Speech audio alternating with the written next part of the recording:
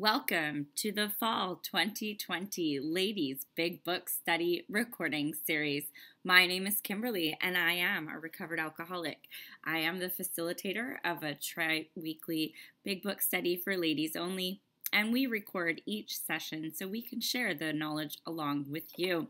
What we do is we read the Big Book of Alcoholics Anonymous line by line. We pause on each page and have discussion time to share our experience, our strength, and our hope on each page. You are more than welcome to follow along in this series and do the work of the steps of the Big Book of Alcoholics Anonymous. If you do need support at any time, please reach out to me in the Contact Us area of my YouTube channel, and we're happy to provide you with support. The online recordings are open to men and women. Do not be discouraged, gentlemen. Our ladies' point of view may offer you a different perspective. So welcome. I hope you enjoy. We are at the bottom of page 9. We are in my favorite, Bill's story. And it goes a little something like this. But he did no ranting. In a matter-of-fact way, he told how two men had appeared in court, persuading the judge to suspend his commitment. They had told of a simple religious idea and a practical program of action. That was 2 months ago, and the result was self-evident. It worked. He had come to pass his experience along to me, if I cared to have it. I was shocked but interested. Certainly I was interested. I had to be, for I was hopeless. He talked for hours. Childhood memories rose before me. I could almost hear the sound of the preacher's voice as I sat on still Sundays way over there on the hillside. There was that proffered temperance pledge I had never signed, my grandfather's good-natured contempt of some church folk and their doings, his insistence that the spheres really had their music, but his denial of the preacher's right to tell him how he must listen, his fearlessness as he spoke of these things just before he died. These recollections welled up from the past. They made me swallow hard. That wartime day in old Winchester Cathedral came back again. I had always believed in a power greater than myself. I had often pondered these things. I was not an atheist. Few people really are, for that means blind faith in the strange proposition that this universe originated in a cipher and aimlessly rushes nowhere. My intellectual heroes, the chemists, the astronomers, even the evolutionists, suggested vast laws and forces at work. Despite contrary indications, I had little doubt that a mighty purpose and rhythm underlay all. How could there be so much precise and immutable law and no intelligence? I simply had to believe in a spirit of the universe, who knew neither time nor limitation. But that was as far as I had gone. With ministers and the world's religions, I parted right there, when they talked of a God personal to me, who was love, superhuman strength, and direction. I became irritated, and my mind snapped shut against such a theory.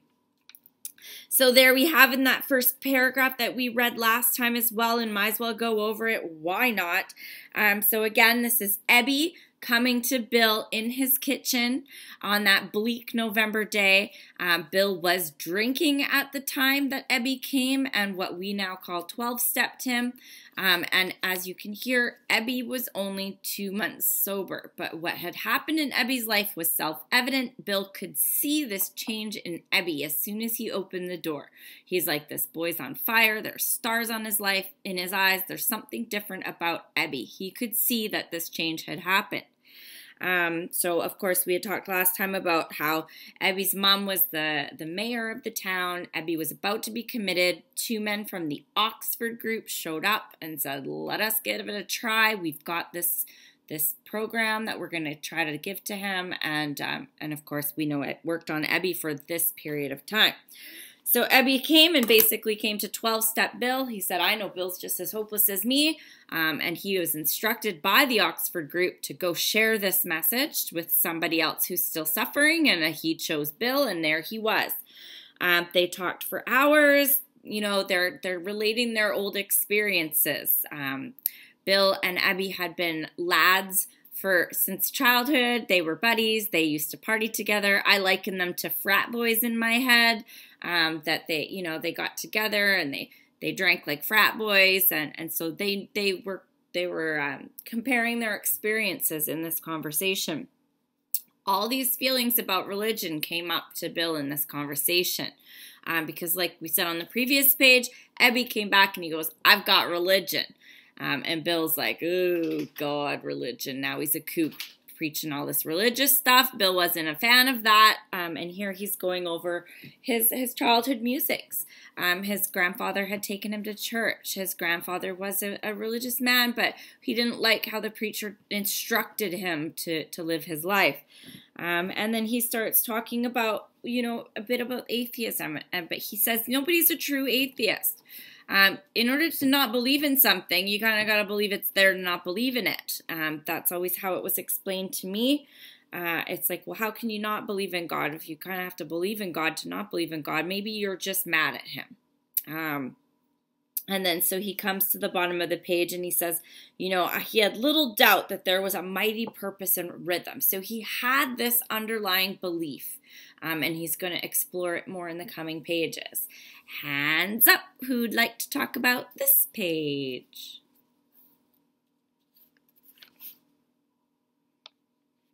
Anybody?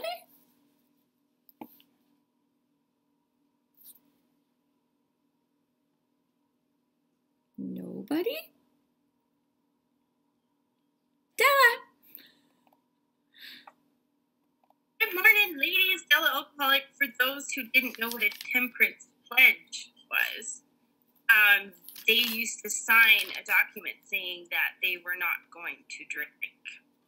So, just wanted that in there. Thanks, Kim.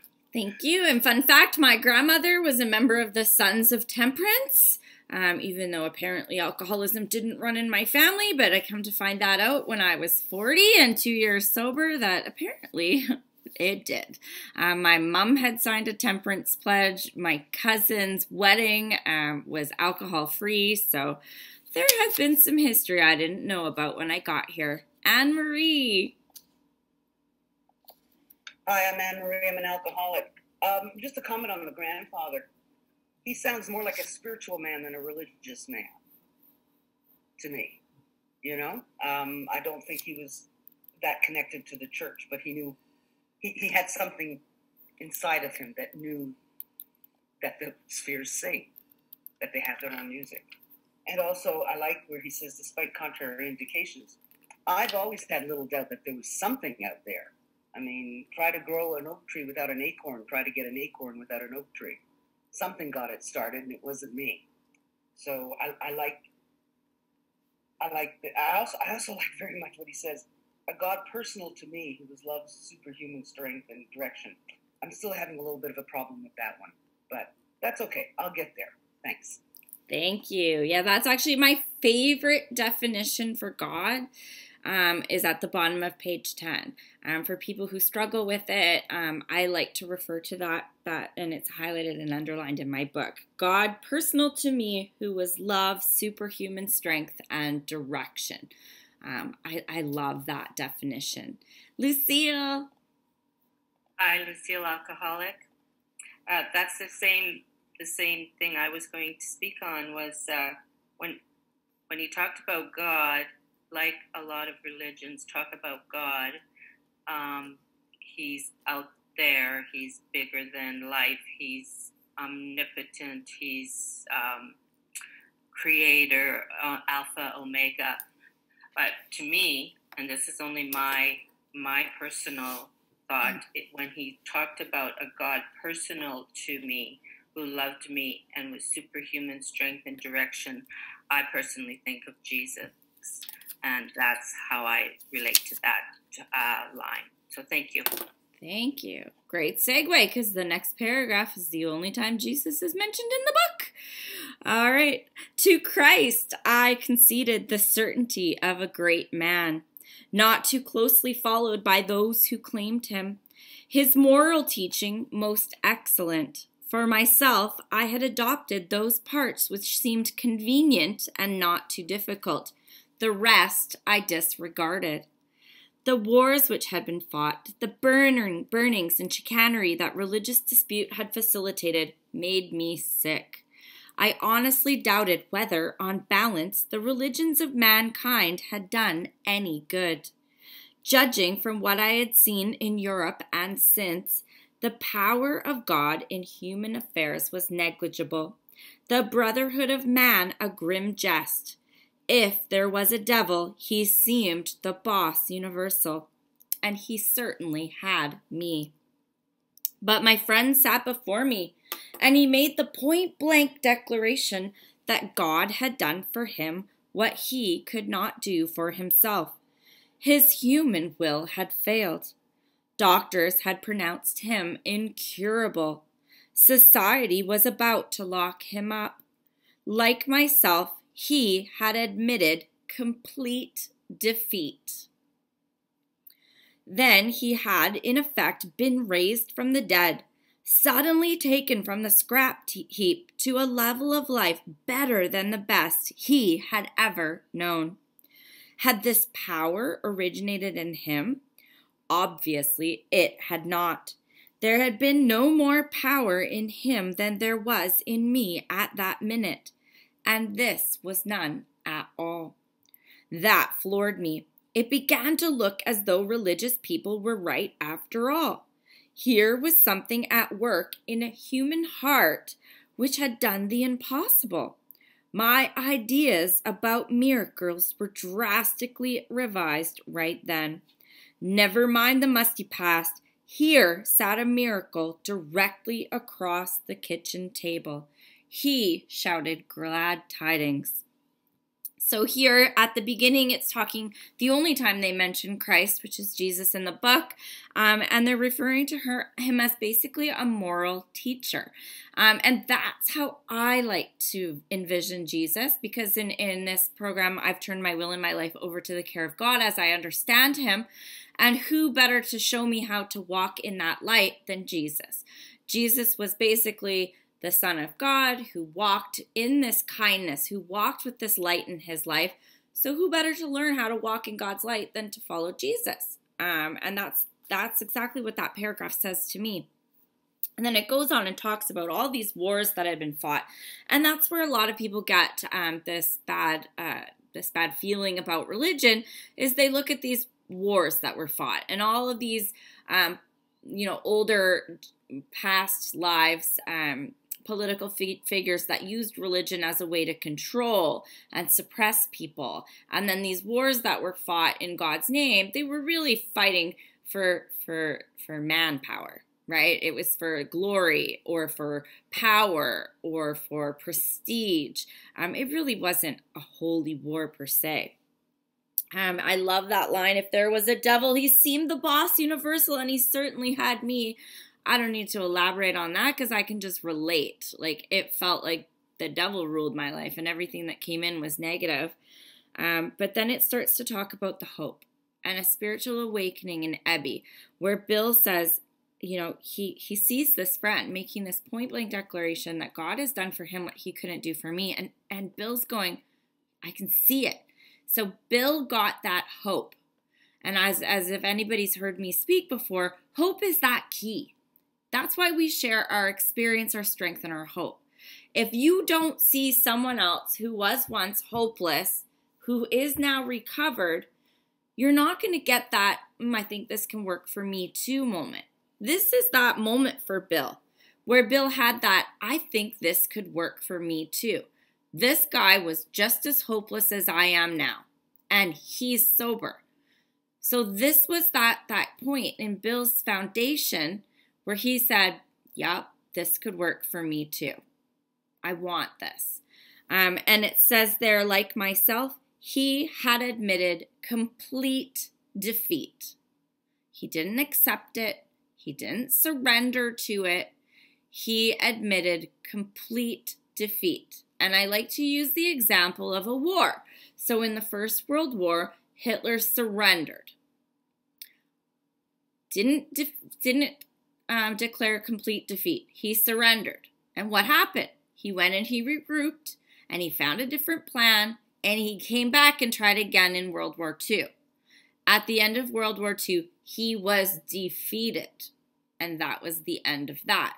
So if we think of it with alcoholism, if I surrender, I'm not admitting complete defeat. I'm still leaving the option there in my mind that maybe if I get a better job, or I get a better boyfriend, or if I had more money, or if my problems went away, it's going to be different.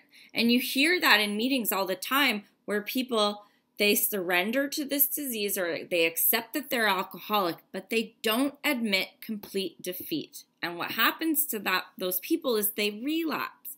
Why? Is because the malady of this disease tries to tell us that there's a different way. Maybe this time it's going to be different. That is our mental obsession we have. Well, if I drink white wine, not red wine, I'm not going to have the same problem. I've been sober for 5 years. I now have a stable life. My life's amazing. I'm not that same person. Maybe I could take a drink. That's the mental twist we get if we don't admit complete defeat. If we are completely defeated by this disease, there is no option for us. We're hooped. We are doomed to relapse and die if we drink again. I've admitted to myself, innermost self, that I am alcoholic. I am defeated. Alcohol is my master. Those are words from the book. We've heard them before. So it's very important on this page. It says, he had admitted complete defeat. And that's where we move to step 1. All right. Anybody want to talk about this page? Hands up. Questions, comments, experiences, feelings?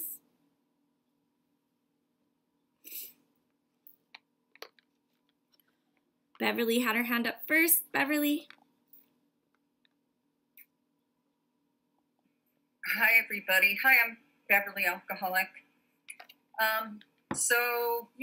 Right here in this part of the story, Bill is in a stupor, prior to Abby getting there. But yet, the fact that Abby is sitting right in front of him, just the way that Abby looks, has the message of depth and weight for Bill. He's just looking at him like, I can't believe it. You look different. You just seem different. And it was enough to catch Bill's attention. And, throughout this, and on the next page too, we're going to hear about how, even though Bill was amazed at the presence of his friend, he is still struggling with old ideas about religion. And I can certainly relate with that because I struggled with those old ideas too. I had to get a whole new idea.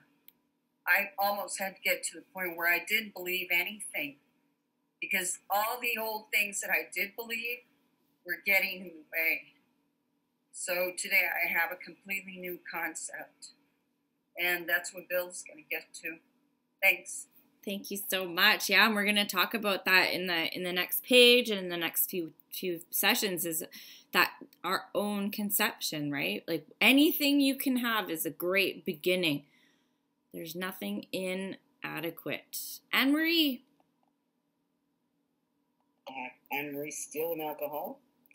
I like where we see one of the promises evolving here. God had done for him what he could not do for himself. His human will had failed. That was what I had to admit to. That's what my brother doesn't admit to. He still believes that I managed to quit because I had a strong will. All right. And I also like, here was something at work in the human heart which had done the impossible. Absolutely, because I had tried for years to stop and nothing worked. And all of a sudden, this did.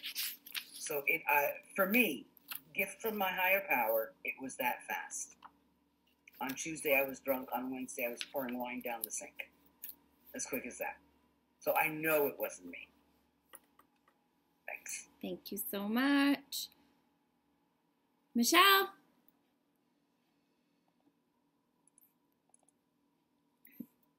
Okay, my name is Sean. I'm an alcoholic. Can you hear me? Yep. Okay. So that was the same thing I was referring to, was God had done for him what he could not do for himself. I had written in there from going through the book prior that that's the willpower. It doesn't work for me.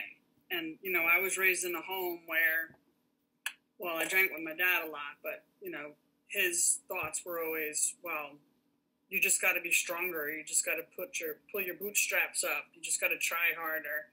And, you know, I've been sober a couple 24s, and he still, to this day, says, you know, you could just have one and, you know, just try harder. If I can do it, you can do it. Well, anyway, it doesn't work for me. And I do find that with God that my head doesn't spin with all that stuff anymore. I don't know if that makes any sense or not, but it's just, I kind of laugh and giggle at my family's insanity with the whole thing, that it's still about the willpower. So that's it. Thanks for letting me share. Thank you so much. And you still even hear it in the rooms of Alcoholics Anonymous. And I always have to like kind of keep my mouth shut when people are like, just don't pick up the first drink. So that's my whole problem, is I can't not pick up the first drink. That's why I'm here. So, I mean, that just drives me nuts. I'm like, that's the whole problem why I'm here. I can't not pick up the first drink. So how does it help me to tell me not to pick it up? Because that's my problem. All right, so we're at the bottom of page 11. I saw that my friend was much more than inwardly reorganized. He was on a different footing. His roots grasped a new soil. Despite the living example of my friend, there remained in me the vestiges of my old prejudice. The word God still aroused a certain antipathy. When the thought was expressed that there might be a God personal to me, this feeling was intensified. I didn't like the idea.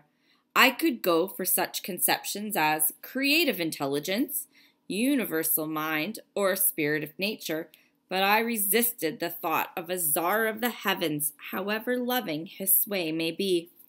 I have since talked with scores of men who felt the same way. My friend suggested what then seemed a novel idea.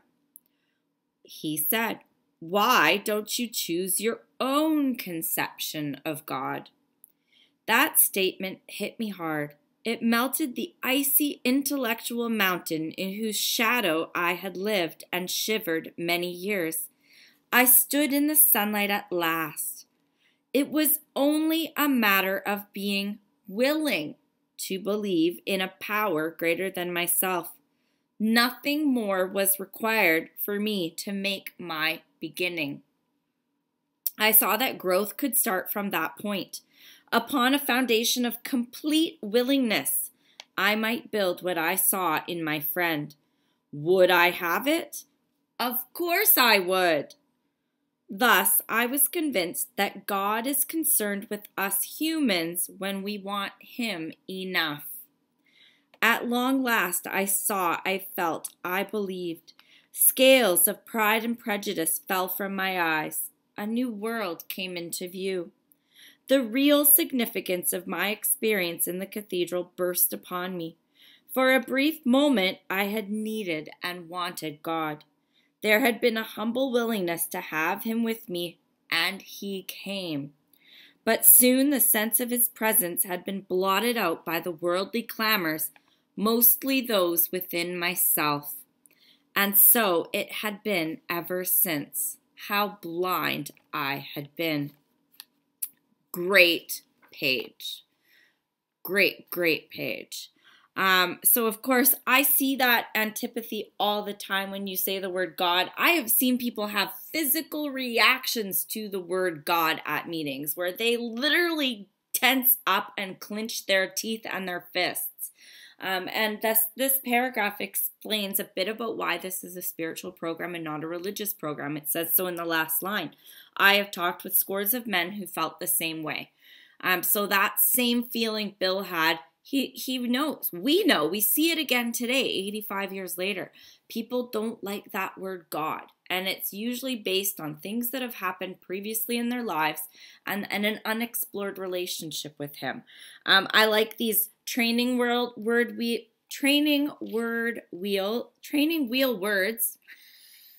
I'll figure it out.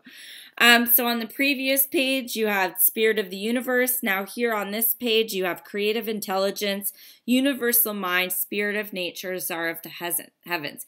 If you don't like the word God, pick another word. I did the Secret, the Law of Attraction, Oprah God, where I was like, I'm just going to believe in this as my first. And that was enough for me to make a beginning. I used the Law of Attraction, the Oprah higher power, as my first higher power. And as it says, I was willing to believe in something greater than myself. That was enough for me to make my beginning. I did not let God in at first. It took a long time. I went from my training wheel God, which was Oprah's higher power. I then started just calling it my higher power. I have a higher power. And then from there, it was HP. At that point, we were buddies and he had my back. I'm like, yeah, me and HP were tight. And then God showed up. All I did was I was willing to believe in something greater than myself, an open-mindedness and willingness. And then God showed up. It took a while. Why? Because it's there in the bottom paragraph. Thus, I was convinced that God is concerned with us humans when we want him enough. And it goes on to talk that presents have been blotted out by worldly clamors. Think of all the little footprints of God that you can see on your life. I call them God's puzzle pieces. The boys, they call them fingerprints of God. All those times, like Bill's experience at the cathedral, where he had needed God, and God said, hey, hi, I'm right here. And he kind of got a glimpse, but then he shut the doors to it, right? So he's like, he needed something, and God was there like, hey, I'm over here. But he just kind of glimpsed and then looked away because the worldly clamors take over. He was worshiping. He was chasing money. He was chasing Wall Street. So he shut that out. And that's what we do. I look back on my life and I can see all the times God was there. I can see where he tried to push me the right way, but I still went the other way. And now that I'm sober and I have this amazing connection with God, I've been able to put all those puzzle pieces and I'm like, wow, he's been here the whole time. The whole time. And when I think of God is concerned with us when we want him enough, I have this joke I say to my kids in the car. And I'll be driving and I'll get to the parking lot at the mall. And I'll be like, God, it'd be really great if I could have a good parking spot. And my kids will laugh at me. They're like, God doesn't do that. I'm like, yeah, he knows that if I get a close parking spot, I can get in and out of the mall quick and I have more time to help other people. And my kids laugh at me. And then when I don't get a parking spot, they're like, see, I'm like, you know what? God's busy with the 9 people in front of me that have bigger prayers today. My little prayer for a parking spot isn't as important as those 9 people in front of me that are praying to stay sober, praying for their child to get better from cancer, or this, that, or the other thing. So it's God's concern with us when we're concerned with him. My prayers right now are very minimal, right? Because I've become self-supportive. I've become God-reliant. I'm living in love and light. So I'm not praying for big things. So when I pray for little things, sometimes I get them and sometimes I don't. Because I have this great connection, I can understand that. So, a lot of people, when they're in their darkest moments, they pray to God. And he's busy praying, answering the prayers of people who are connected and have been praying every day. And I try to explain that to my kids. That's why we don't pray selfishly. Anne-Marie. Hi. Before I get into the reading, we have a lady here who calls her higher power Gus, which stands for Guy Upstairs. I think it's kind of cute. I like that. I love the italic text, obviously. Why don't you choose your own conception of God?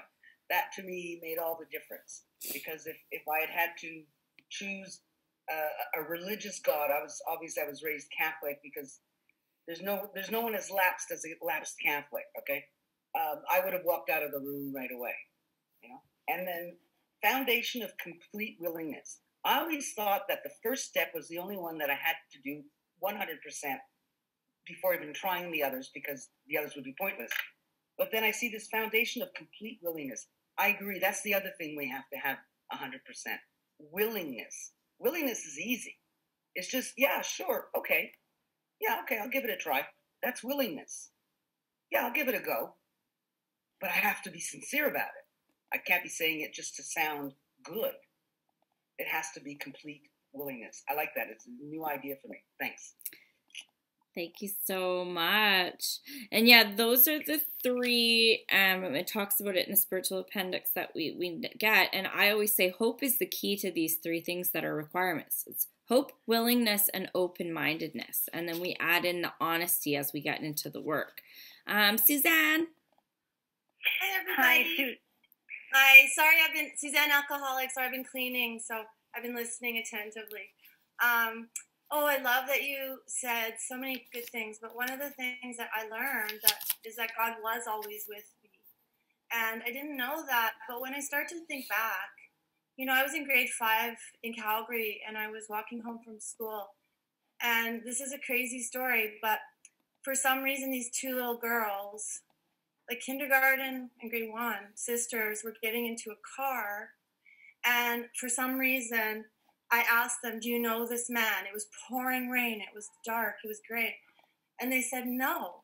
And I said, you have to come with me. And I held their hands, and I got them, like they were halfway in the car, and I got them out of the car. And I don't remember what happened from then. But, you know, those girls, that man, he didn't argue with me. He wasn't going to say I was the uncle, the cousin, nothing. They were being kidnapped, and something went, do something. And so when I think back of all those times, I had a lot of conversations with God, but I didn't know how to pray because I had no training. The only training I had was Catholic school in grade 8 in Calgary at Brébeuf, where I learned how to be a hooligan. And they were really funny people, but it really wasn't religious. But I found God of my understanding. And, you know, the first letting go, the craving, when it went away, I was like, okay, I believe. But I had a lot of will, and it was just this summer with 164 and all the people that are teaching me. It was like, I'm still holding on to self-will big time. And it was once I let go 100% and started to grieve that I had been in self-will and made bad mistakes and got alcoholic. And then it was all of a sudden when I had this faith, I had a power come over me. So I had the full conversion, we want to call it.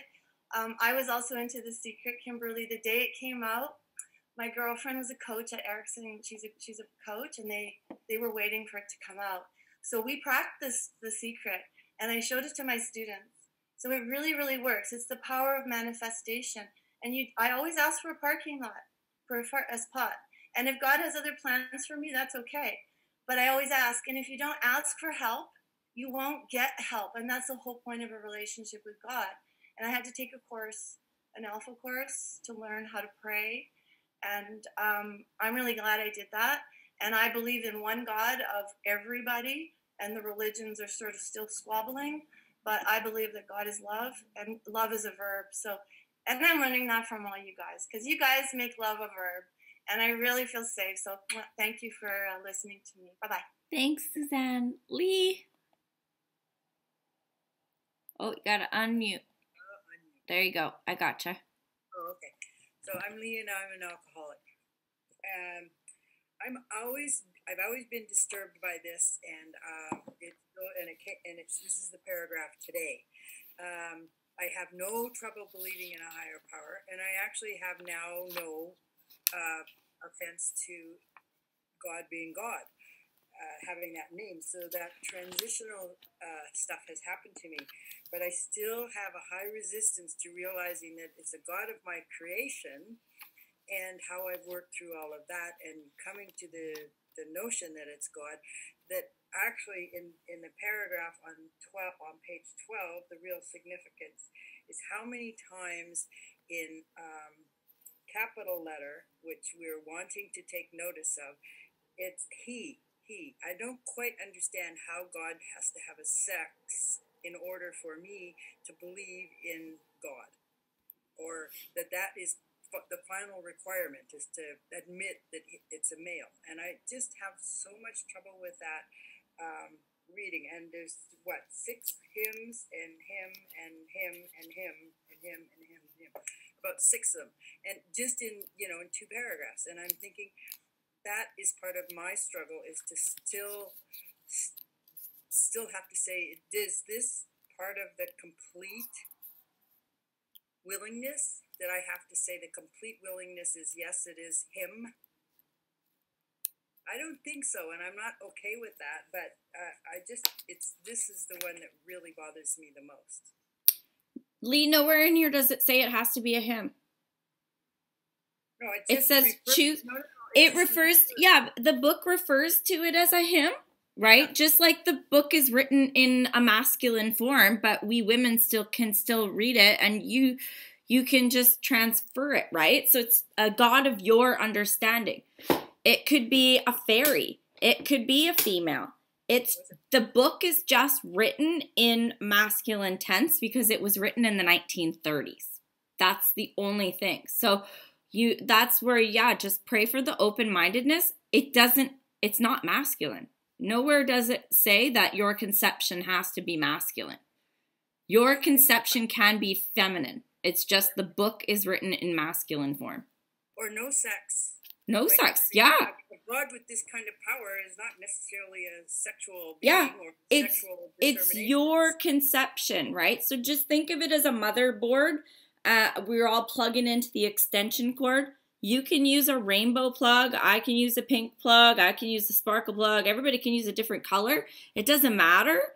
It's your conception. The book is just written in masculine because you couldn't, back then they didn't have the thems, theys. They didn't do that stuff back in the 1930s. So it's your conception. It can be non-binary. It can be nothing at all.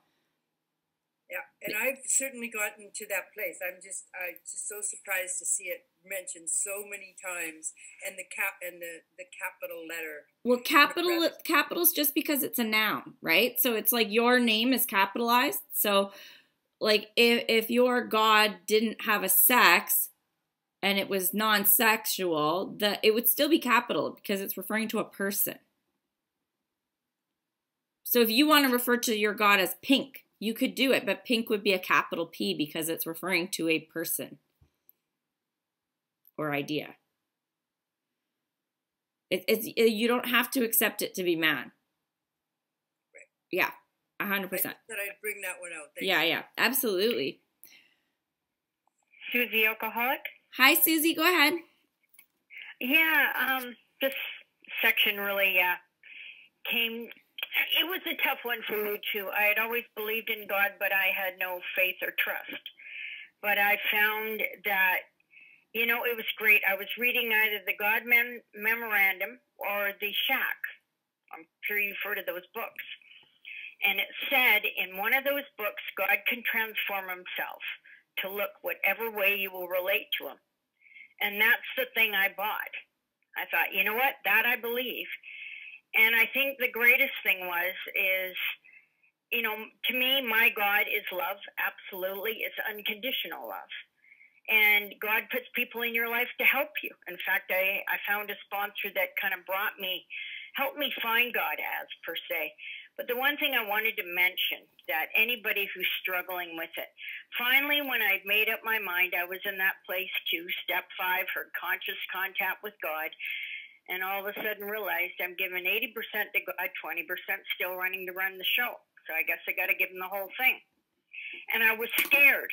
But the more I did it, the more the faith grew, the trust grew. And I never thought in a million years, but God was the one who gave me contentment and happiness. And I think that's what we're all aiming for in Alcoholics Anonymous, is to be happy and content. So, yeah, if anybody can get past any of that stuff, he is a loving God, but he has to be. He is always around us, but he does have to be invited in. So my biggest prayer today is always to guide my thoughts, guide my words. Thanks for letting me share.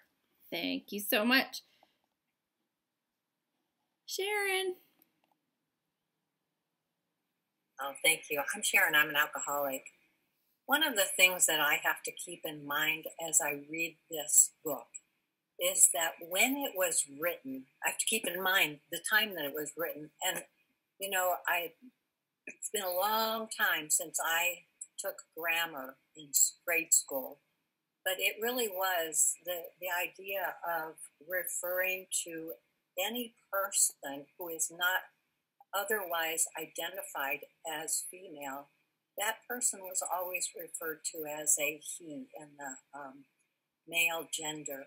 And it was just for grammar purposes. And so that's what they had to go on at that time. And, you know, I'm way, way, way, way past school age.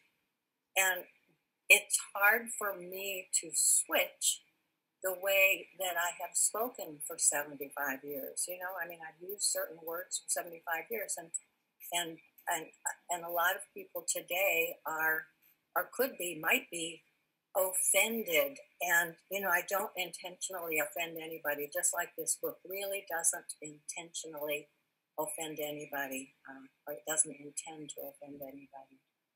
And so I like what has been shared so far, that it is our own concept of a higher power, and we refer to him or it however is comfortable for us as individuals. Thank you. Thank you so much. Yeah, and back like 1930s was 85 years ago. And you know, nowadays it would be they or them. That's how people use the pronouns and whatever the proper terms of it is. Our teachers will correct me in the chat. Gloriana, nice to see you. Go ahead. Hello, everyone. Can you hear me? Yep. Good. Hi, Kimberly. I love you. I love you all, ladies. It's so good to see you. I don't always get a chance. I had a quiet moment at work. Yeah, I mean, I don't know. You know, look, I came from, I was raised half-baked Catholic. The family were part of the matriarchal line, were converted from Judaism into Catholicism, you know, in Poland. And I for a while there, I became a born-again Christian, and Jesus was like a sort of sexy young dude who I could talk to. You know, it went on and on and on. And I don't know. For me, God is awesome. And I've spoken to a lot of religious people about this, including a rabbi was saying, you know, God is so awesome and beyond to put a limit on. And that's kind of how I see it, you know, see God. And I respect everyone's version, you know, and it really is most important that we do get a God and that we do have a higher power, you know. My husband grapples with a higher power. He considers himself an atheist and argues all this philosophical stuff. And then he talks about God. It's funny. Or he talks about coincidences, or he talks about spiritual stuff. So I kind of chuckle about it, and I let him do his thing. But even he's getting a higher power, you know. And God, in the end, is the only thing we really have. And that really is a big part of this recovery.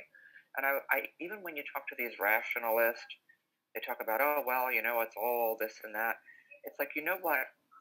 When we were using alcohol and we were using drugs, we were worshiping at the altar of those substances. We were humbled to those substances because they controlled us. And what's wrong with replacing that if you have to? And then allow it to evolve, allow it to breathe, allow it to grow. And that's what works for me, you know. I'm very drawn at this time to a lot of spiritual meetings. You know, I love Jersey Joe's meditation, and it's at 9 p.m. tonight. You definitely should come. It's the 164 group. So that's really one of my regular plays. You know, it's like another home group. And so it helps me because, you know, there's a lot of right now, people are really struggling with uncertainty, with COVID, with the crazy, wacky world situation, with, you know, fanaticism. I know a lot of people that are very, very fanatical in their belief. And I try to give room to, give them the room to believe as they believe. I have a sister who's very fanatical in her beliefs, so I just try to keep it open. And to me, I've had friends in the rooms that they grew up with an idea of a punishing God, and I just say, wait a minute, my God's very awesome and loving, and very accepting. And I know some of my sponsor is a born-again Christian. She's wonderful. She's one of the most egalitarian, loving, inclusive people. She has a very diverse family. So for me, that's an example of God in motion to me. No matter how you choose or whatever talks to you. Anyway, I'm just babbling. I love you all. I'm going to turn it over. Thank you, Gloriana. All right, so we got to cut the conversation to keep the reading going. So apologize to those that we didn't get on that page. At the hospital, I was separated from alcohol for the last time. Treatment seemed wise, for I showed signs of delirium tremens. There, I humbly offered myself to God, as I then understood him, to do with me as he would. I placed myself unreservedly under his care and direction. I admitted for the first time that of myself I was nothing, and that without him I was lost. I ruthlessly faced my sins and became willing to have my newfound friend take them away, root and branch. I have not had a drink since. My schoolmate visited me, and I fully acquainted him with my problems and deficiencies. We made a list of people I had hurt and toward whom I felt resentment. I expressed my entire willingness to approach these individuals, admitting my wrong. Never was I to be critical of them. I was to right all such matters to the utmost of my ability. I was to test my new God consciousness within. I was to test my thinking by the new God consciousness within. Common sense would thus become uncommon sense. I was to sit quietly when in doubt, asking only for strength and direction to meet my problems as he would have me. Never was I to pray for myself except as my requests bore on my usefulness to others. Then only might I expect to receive, but that would be in great measure. So here you see Bill goes to the hospital for the last time. This is his third trip to Towns Hospital. He went there to detox. Of course, because he showed signs of having DTs, which is the shakes and the seizures you can get, which are very dangerous to alcoholics. And then you hear he goes through the 6 tenets of the Oxford group. So the 6 tenets of the Oxford group are as follows: complete deflation, dependence on God, a moral inventory, confession, restitution, and continued work with others. And you can find those on page 263 of the 4th edition at the top of the page. And so what that looks like now is, well, first it says he humbly offered himself to God as he then understood him. So again, whatever limited belief you have is good enough to make your beginning. And then he goes through these tenets, which can match up quite quickly to the steps of today. So he placed himself unreservedly under this care and direction. I admitted for the first time that of myself I was nothing, with him I was lost. There's step 3. Ruthlessly faced my sins and became willing to have my newfound friend take them away, root and branch. There's 4, 6, and 7. His schoolmate visited him. He fully acquainted him with his problems and deficiencies. There's a 5. He made a list of people he had hurt, which is 8, and toward whom I'd felt resentment, which is 4. He was to right all such matters to the utmost of my ability. There's a 9. He was to test his thinking by the new consciousness within. There's 11. Common sense would thus become uncommon sense. Sit quietly when in doubt, asking only for strength and direction to meet my problems as he would have me. Never was I to pray for myself except as my requests bore on my usefulness to others.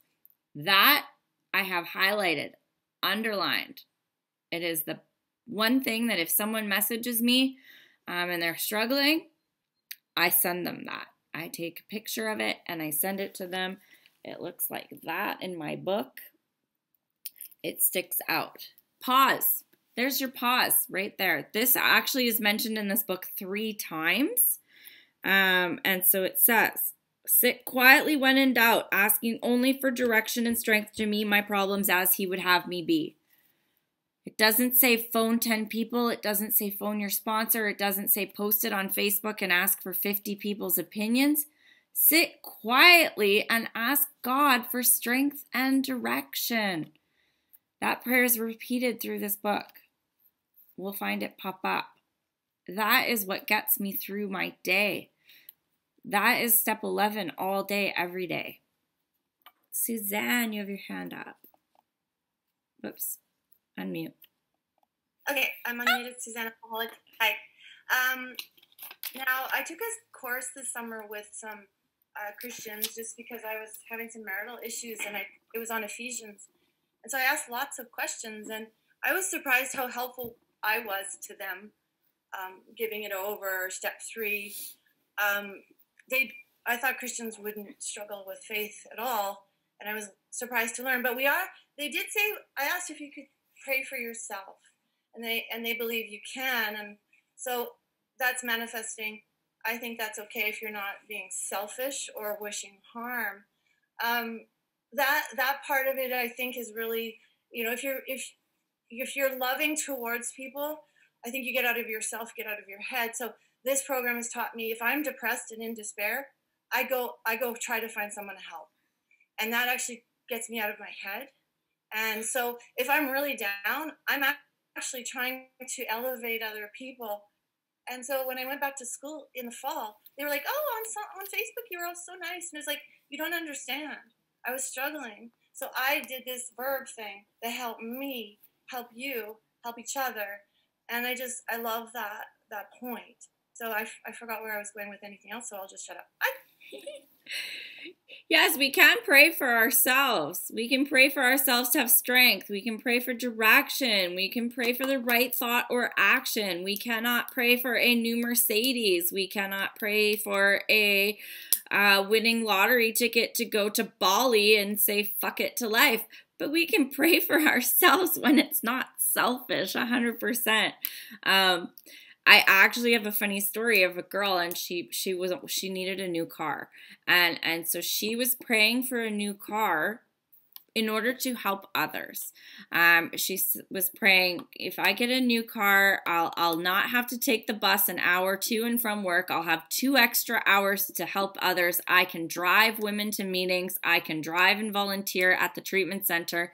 And she got herself a modest car, and she did what she had agreed to in her prayer. She made herself of extreme service. So you can be creative. Bev. Hey, Bev, alcoholic. I just wanted to mention that we didn't see a step 5 on this page. And that's because Bill didn't take a step 5 at this point. Bill took step 5 with Father Ed Dowling at another time.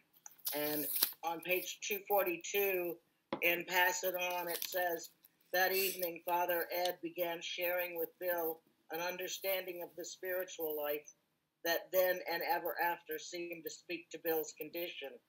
Bill, author of the 5th step, would later characterize that evening as the night he took his 5th step, and also had a second conversion experience.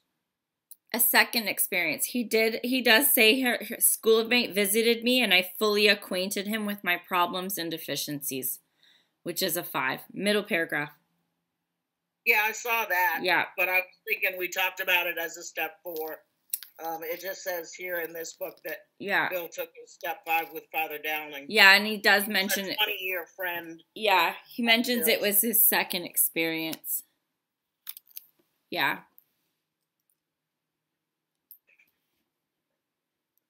That's all. All right.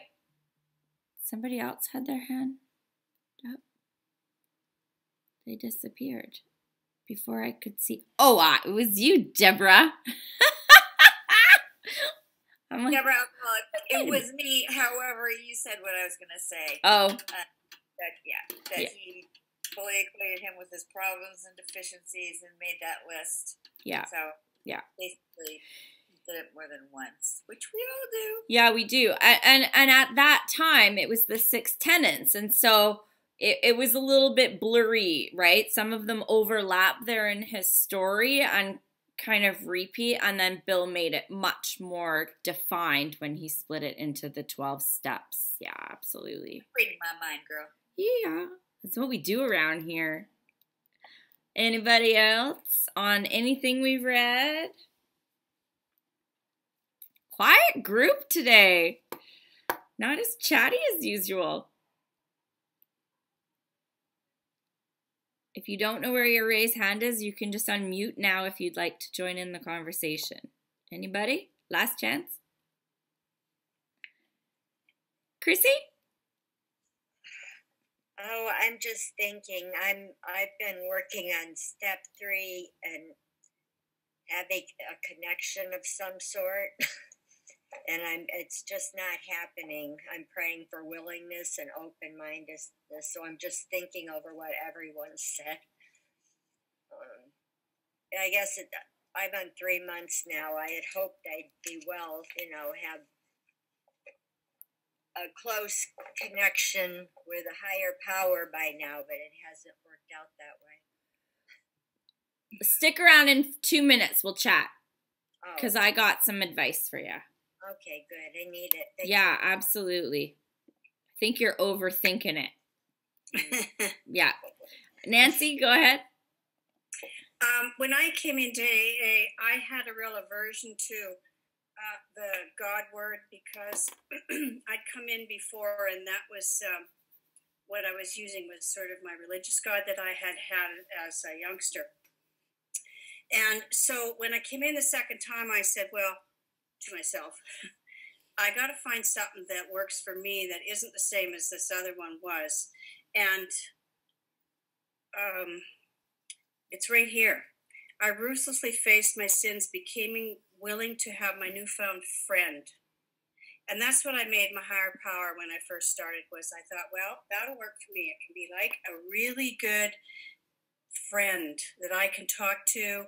I can say anything to. I can be who I am. I can have all my emotions, blah, blah, blah. And this friend is going to be there no matter what. And it's grown and changed and all that stuff. Because I had an aversion to the him thing, he, him thing too, and the father thing. And I still do, but I just ignore it now. But it's that's how mine started. Because I knew I had to find something. And it's just grown and changed. And it's just a big power now. But anyway, thanks. Thank you so much. Okay, so God just gave me shit and said to answer Chrissy's question because somebody else might want to hear it because that's how my brain works. Okay, so Chrissy, what I was going to say, and I just hit so you can unmute again. Step 3 is we made a decision to turn our will and life over. So all we need to do is step 2, be willing to believe in something. You don't have to have it defined. You don't have to properly acquaint yourself with it. You just have to be willing to believe in something. And then step 3 is we made a decision to turn our life over to that power. And so we're going to start walking in that light. So that's all you need to do. There's no big magic, anything else required. So if you're willing to believe in something and you're willing to make that decision, that's your beginning and you're good to go. And then what we do is we're going to do the step 4 where we clear away all the garbage that makes it easier for us to listen. Now you just moved on my screen. There you go. I see you now. So that, like, I think you're overthinking it where you think you have to have this connection now. All you need to do is be willing and open to it and start making that relationship. Think of it as Tinder or a dating site where you go, I like this conception. And now you're going to start to get to know them. Hey, God, it's me, Chrissy. This is what's going on. I could use a little strength and direction.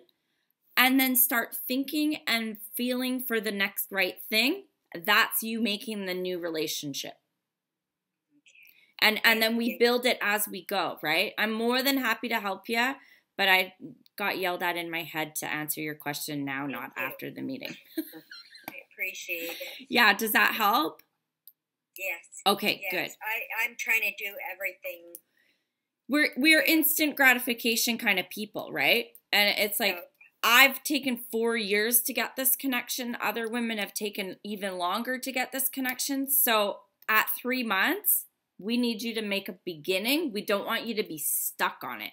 Because as soon as you open the door, he shows up. Okay. Yeah. Just have a start walking with willingness and open-mindedness. Yeah. And do that strength and direction. Power greater. Yeah. And do that strength and direction prayer where you're like, okay, if you're stuck or you're feeling like you're having a bad day, just pause and say, hey, God, could you just kind of give me some strength and direction right now? And then just listen to what the right thought comes. That's prayer and meditation. Okay. Yeah. Yeah. Prayer is talking to God. Meditation is listening. And it's little voices in your head, like the one that said, answer her question now, right? To me, that's God telling me to answer your question now, not after the meeting.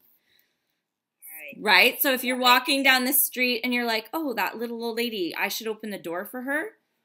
That's the next right thought. So that's, for me, that's God telling me, you keep moving on my screen.